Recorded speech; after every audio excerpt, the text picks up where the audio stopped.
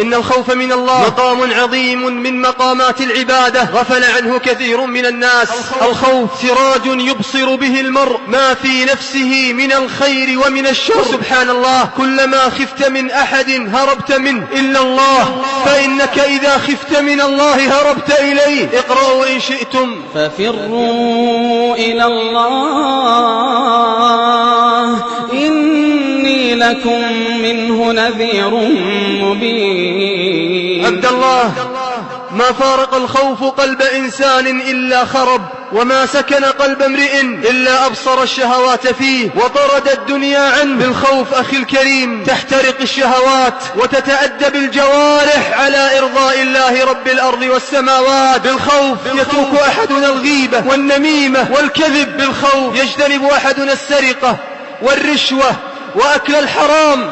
بالخوف يبتعد أحدنا عن الفاحشة وعن الزنا وعن النظر المحرم. ألم يقل ربنا سبحانه في بيانه لأحوال عباده الخائفين: قل إني أخاف إن عصيت ربي عذاب يوم عظيم. في الخوف عبد الله تحسن لله صلاتك وتحسن لله عبادتك، ولا تصلي إلا في خشوع، ولا تعبد الله سبحانه وتعالى إلا في خضوع، ولا تدعو إلا في تضرع، ولا تناجي الله سبحانه وتعالى إلا في تخشع. اقرأوا قول الله سبحانه في شأن عباده الخائفين: قال ربي: ويخرون للأذقان يبكون ويزيدهم خشوعا. فما السبيل إلى تعظيم خوف الله سبحانه وتعالى في قلوبنا؟ ألا فاعلموا أن الإنسان كلما كان بالله أعرف كان بالله سبحانه وتعالى ومنه أخوف. هكذا كان يقول صلى الله عليه وعلى آله وصحبه وسلم. كان يقول: أعلمكم لله أنا وأخشاكم لله أنا. بل كان يقول صلى الله عليه وعلى آله وصحبه وسلم: لو تعلمون ما أعلم لضحكتم قليلا ولبكيتم كثيرا ولما تلذذتم بالنساء على الفرش ولخرجتم إلى الصعدات تجأرون. والله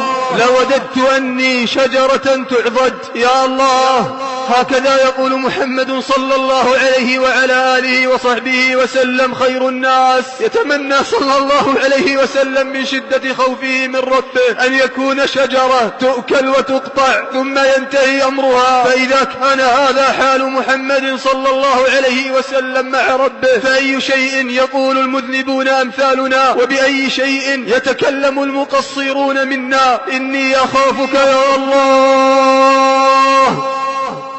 كلما تذكرت ذاك اليوم العظيم الذي أقف فيه بين يديك، يوم نقف فيه بين يدي الله، في يوم يغضب فيه ربنا غضبا ما غضب مثله قط ولن يغضب بعده قط، في يوم يكون حديث الأنبياء نفسي نفسي نفسي نفسي، ويكون دعاؤهم يومئذ اللهم سلم سلم. إني أخافك يا الله إذا قمت بين يديك في يوم إذا الجبال فيه، وإذا الجبال سيرت، وإذا العشار عطلت، وإذا الوحوش حشرت، وإذا البحار سجرت. لا إله إلا الله. ألا يظن أولئك أنهم مبعوثون ليوم عظيم يوم يقوم الناس لرب العالمين. إني أخافك يا الله. كلما تذكر ذاك الحديث الذي أخبرنا به رسولك صلى الله عليه وعلى آله وصحبه وسلم، ما تذكره العبد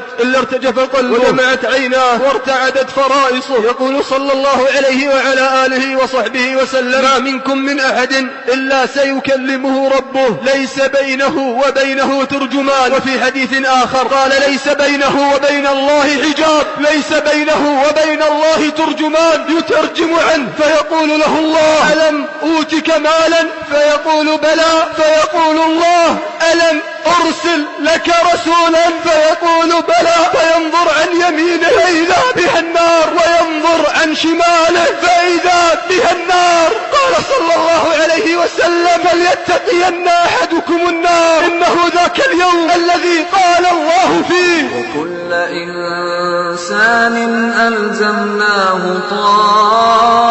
طائره في عنقه ونخرج له يوم القيامة كتابا يلقاه منشورا اقرأ كتابك كفى بنفسك اليوم عليك حسيبا. إني أخافك يا الله، كلما تذكرت نارك ووعيدك، كلما تذكرت نارا تلظى لا يصلاها إلا الأشقى. لو أن قطرة من زقوم النار سقطت على الدنيا لأفسدت على الناس معايشهم. لو أن رجلا من أعظم أهل النعيم في الدنيا غمس في النار غمسة لنسي بعدها نعيم الدنيا كله.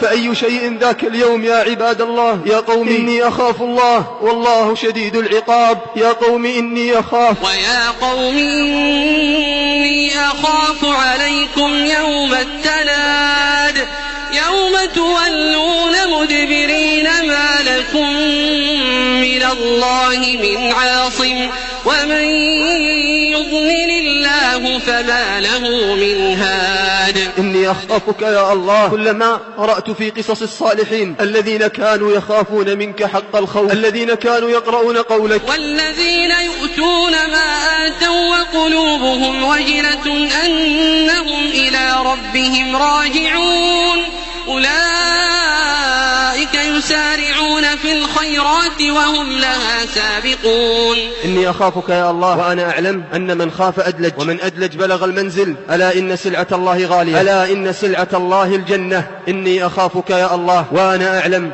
أن رسولك صلى الله عليه وعلى آله وصحبه وسلم حدثنا عنك في الحديث القدسي أنك قلت سبحانك وعزتي وجلالي لا أجمع على عبدي أمنين وخوفين، فإن هو أمنني في الدنيا أخفته يوم أجمع عبادي، وإن هو خافني في الدنيا أمنته يوم أجمع عبادي. اللهم فإنا نخافك في هذه الدنيا ونخشاك ونرجوك ونتبع رضاك. اللهم فأمنا يوم تجمع عبادك، اللهم فأمنا يوم تجمع عبادك، وقنا يا ربنا عذابك.